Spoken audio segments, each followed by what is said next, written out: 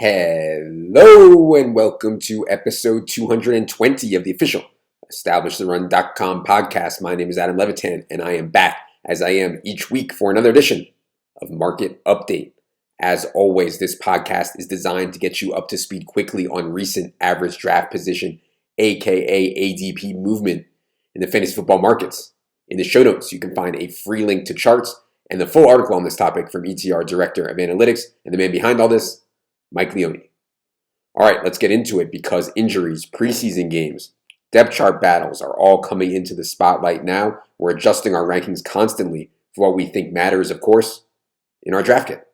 We will begin with this week's risers. Have to mention Darrell Henderson again, as he's the top riser on all of Underdog in the last 7 days, up to 49th overall. As I've mentioned and discussed a bunch of times before, I have been in on Darrell Henderson, ahead of market on him, ever since the Cam Akers injury. He is the kind of explosive pass-catching skill set, very good quarterback play, on a good team, which leans run near the goal line at a really high rate. This is the kind of running back that I want in the middle-ish rounds.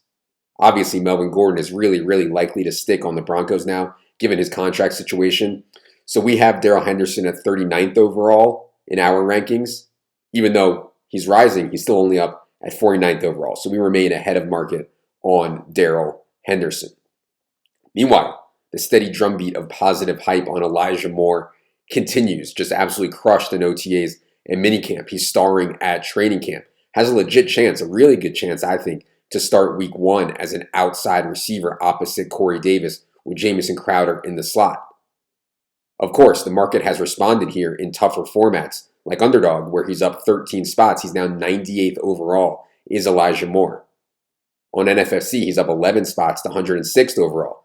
The thing is, though, most of you listening to this, in addition to playing Underdog or NFFC or whatever else you play, you're also in home/casual leagues. And in those formats, just like I said about Michael Carter on the pod with Silva last week, most people aren't going to be excited about clicking a jet, especially a rookie jet wide receiver in a somewhat crowded situation. So I get that Elijah Moore is a tough sell in the top 100, but man, in casual leagues, our ranking is still above the ADP on like ESPN and Yahoo. And so when I can get him deep into the hundreds, 110, 120, I'm taking Elijah Moore there every single time. Few other risers to note. Chase Claypool is up 8 spots. Jerry Jeudy is up 5 spots. Laviska Shenault is up 3 spots. And I am down with these moves. Like all 3 guys, just absolute beasts, the kind of wide receivers I want to be in on. Chase Claypool, natural born touchdown scorer, dominant in the PSM, the penis size model. Jerry Jeudy, total beast, freak route runner. Absolutely love him. And his ADP actually rose. Jerry Jeudy's ADP rose a bit on the Courtland Sutton knee concerns that we've talked about a couple times. I know that Courtland Sutton is looking better at camp now, but I still prefer Jeudy easily, even if Courtland Sutton is 100%. And then Laviska, I was fine with Laviska Shenault at his ADP, but definitely deserves a little jump with DJ Chark and this finger injury. DJ Chark had a plate surgically installed in his finger. He's now likely out until week 1. I mean, all of training camp is a lot of time for DJ Chark to miss in a crowded target share situation with a new quarterback. So I get giving Laviska a little boost. One more wide receiver to mention is Randall Cobb. He's now up to 148th overall from 172nd on Underdog. Obviously, he's now a Packer instead of a Texan, a far better bet. We also have the roommate narrative in play here. Not only did Aaron Rodgers demand that the Packers trade for Randall Cobb, but Cobb is living with Aaron Rodgers. We saw this last year with Tom Brady and Antonio Brown. Antonio Brown moves in with Tom Brady. Brown's target per route run rate was absolutely massive.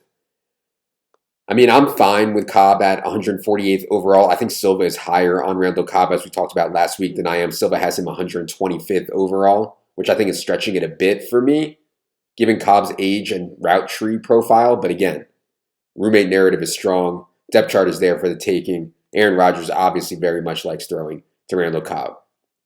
Last riser I'm going to talk about today is our boy, our hero, the guy we have been smashing for the last few months. It is Trey Lance. He is up 100 to 113th overall from 120th on Underdog, as he's just embarrassed by all reports Jimmy Garoppolo in camp with superior arm strength. vertical aggression, mobility, scrambling. We know that we need rushing ceiling to compete at the quarterback position with the top dogs of the position now in fantasy. And Trey Lance ran for 1,100 yards, 14 touchdowns in his final college year. San Francisco already calling and installing design runs and read options for Trey Lance at camp. I hope you have your Lance bags packed. Lance to win Offensive Rookie of the Year. There was some 10-1 out there not too long ago. Lance to start week 1. I took plus 330 not too long ago. Lance in best ball, you could get him in the 18th round. 49ers to take Lance third overall was like plus 450 at one point. So don't listen to what Kyle Shanahan says. And the market's not listening to what Kyle Shanahan says. He's obviously not going to tip his hand as to when Lance will start. I think it's close to 50-50 now that he starts week 1. Let's get to the biggest fallers. Biggest fallers this week are the Colts. All the Colts in the wake of injuries to both Carson Wentz and stud guard Quentin Nelson. Michael Pittman is down 11 spots to 105th overall on Underdog. Jonathan Taylor you can get now 13 through 15 range. And I've actually seen him go even later. T.Y. Hilton down 20 spots. Paris Campbell down 27 spots.